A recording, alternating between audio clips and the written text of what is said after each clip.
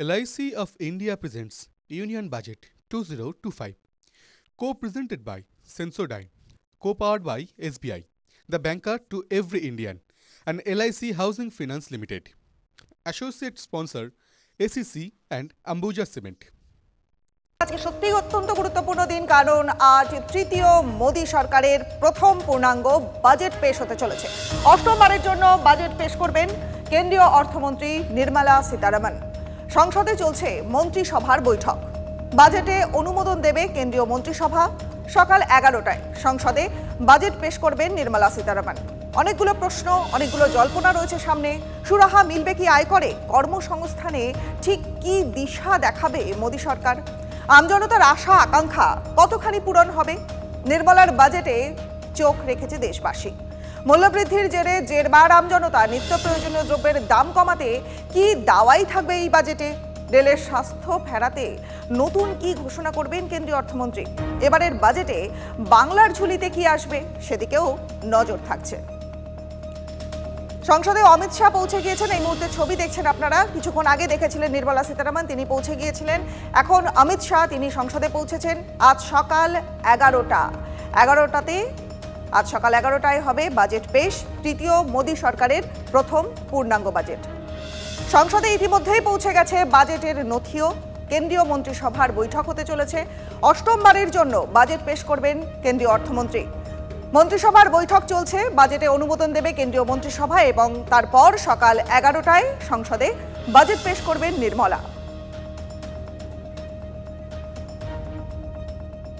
আয়করে সুবিধা মিলবে কিনা বা কর্মসংস্থানে ঠিক কি ধরনের দিশা দেখানো হবে, সাধারণ মানুষের আমজনতার আশা আকাঙ্ক্ষা কতটা পূরণ হবে, সব দিকে নজর থাকছে। বাজেটে নজর রয়েছে দেশবাসীর। মূল্যবৃদ্ধির জের তো রয়েইছে, কারণ মূল্যবৃদ্ধির জেরে আমজনতা একেবারে জেরবার। নিত্য প্রয়োজনীয় দ্রব্যের দাম কমবে কিনা বা নিত্য প্রয়োজনীয় দ্রব্যের দাম কমার ক্ষেত্রে কি দাওয়াই থাকতে পারে এই বাজেটে? রেলের স্বাস্থ্য, সেটাও কি ফিরবে? নতুন কি ঘোষণা করবেন কেন্দ্রীয় অর্থমন্ত্রী? নজর থাকছে সব দিকে। 2025 বাজেট, মূল্যবৃদ্ধি ঠেকাতে বাজেটে কি দাওয়াই থাকবে? অর্থমন্ত্রকে নির্মলা সীতারামন।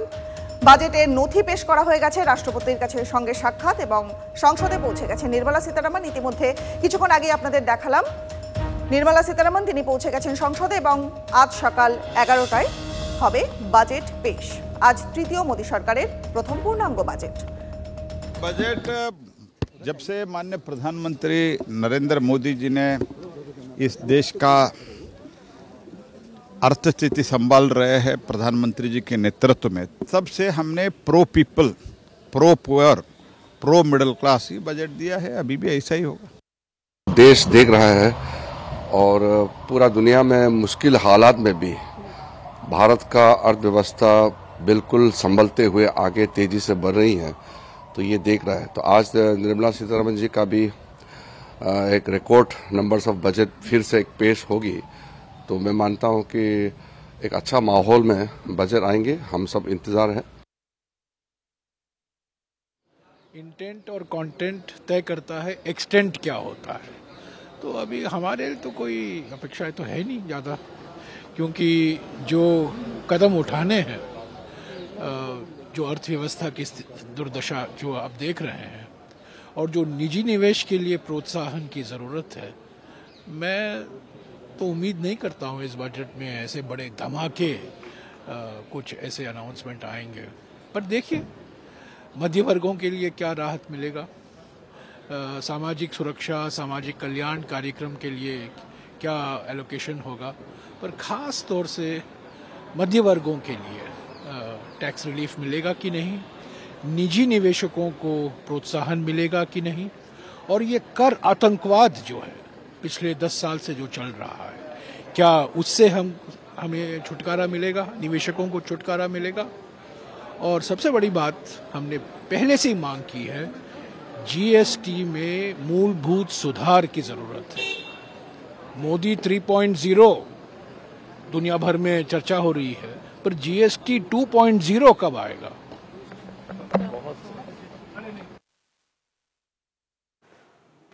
তৃতীয় মোদী সরকারের প্রথম পূর্ণাঙ্গ বাজেট পেশ হতে চলেছে এবং গতকাল প্রধানমন্ত্রী নরেন্দ্র মোদী যেমন 3টে দিশার কথা বলেছিলেন। से दिवालिया हो चुके हैं, बजट 140 करोड़ जनता की आकांक्षाओं का प्रतीक है। हर आम आदमी उससे जुड़ा हुआ है, हर नागरिक उससे जुड़ा हुआ है और अपने मूलभूत आधारभूत संरचना का वो आकांक्षा होता है। लेकिन जिस प्रकार से कांग्रेस की मानसिकता देखने को मिल रही है, इससे साफ नजर आ रहा है कि उसको आम लोगों से, भारत के नागरिकों से कोई दूर दराज तक मतलब नहीं।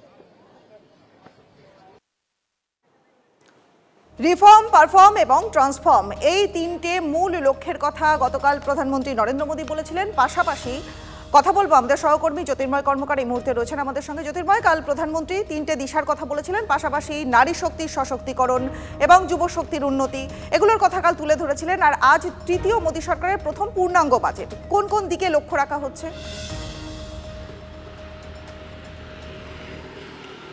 দেখো, বারবার ধরে যে দাবি উঠে আসছে যে মধ্যবিত্তের কর ছাড়, এটা এই মুহূর্তে কার্যত নিড অফ দ্য আওয়ার। যে প্রেক্ষাপটে এবারে মোদী তৃতীয় সরকারের প্রথম বাজেট পেশ হচ্ছে, সেই প্রেক্ষাপট, রাজনৈতিক প্রেক্ষাপট যথেষ্ট তাৎপর্যপূর্ণ। দিল্লির ভোটার এবং দিল্লির ভোটারের অধিকাংশটাই মধ্যবিত্তের ভোট, এবং এই মধ্যবিত্তের ভোট দিল্লিতে সবথেকে বেশি ফ্যাক্টর হয়ে দাঁড়াবে। এবং অরবিন্দ কেজরিওয়াল তিনি যেভাবে গত 10 বছর ধরে তিনি একটি বেনিফিশিয়ারি ভোট ব্যাংক তৈরি করেছেন, অর্থাৎ উপভোক্তাদের ভোট ব্যাংক তিনি তৈরি করেছেন নিজের বিভিন্ন প্রকল্পের মধ্য দিয়ে, তার কাউন্টার করার ক্ষেত্রে কেন্দ্রীয় বাজেটকে ব্যবহার করা হয় কিনা সেটাই সবথেকে গুরুত্বপূর্ণ বিষয়।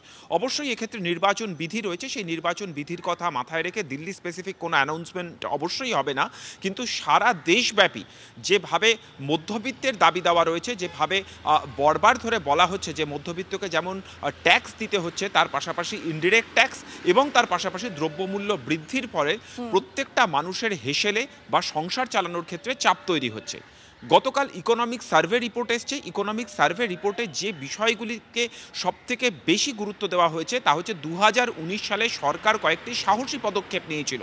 এর মধ্যে সবথেকে যেটা গুরুত্বপূর্ণ বিষয় তা হচ্ছে বিভিন্ন কর্পোরেট সংস্থা বা শিল্প সংস্থাকে বিনিয়োগের ক্ষেত্রে আগে বিভিন্ন ধরনের যে ধরনের রেগুলেশনস ছিল সেক্ষেত্রে বেশ কিছুটা শিথিলতা আনা হয়েছিল, কিন্তু তারপরেও দেখা গিয়েছে যে বিনিয়োগ ঠিক ততটা মাত্রায় বাড়েনি। 2020 থেকে কোভিড শুরু হয়েছে, 2022-এর পর যখন কোভিড পিরিয়ড শেষ হয়ে গিয়েছে তখন প্রত্যেকটা শিল্পক্ষেত্র তারা লাভের মুখ দেখেছে এবং তাদের লাভ কয়েক গুণ বেড়ে গিয়েছে। কিন্তু সেই লাভ, অর্থাৎ ব্যক্তিগতভাবে শিল্প সংস্থার মালিকরা তারা লাভবান হলেও, শিল্প সংস্থাগুলি লাভবান হলেও আর্থিক ক্ষেত্রে তার প্রভাব পড়েনি, কারণ তারা নতুন বিনিয়োগের দিকে হাঁটছে না, ফলত কর্মসংস্থানের ক্ষেত্রেও নতুন জায়গা তৈরি হচ্ছে না। একেবারে জ্যোতির্ময়, তুমি আমাদের সঙ্গে থাকো।